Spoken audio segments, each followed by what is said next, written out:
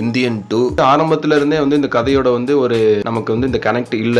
அதுதான் வந்து உண்மை. எல்லா கேரக்டருமே துண்டு துண்டா இருக்கிற மாதிரி எனக்கு தோணுச்சு. இந்தியன் தாத்தா முதற்கொண்டுமே அப்படிதான் இருந்துச்சு.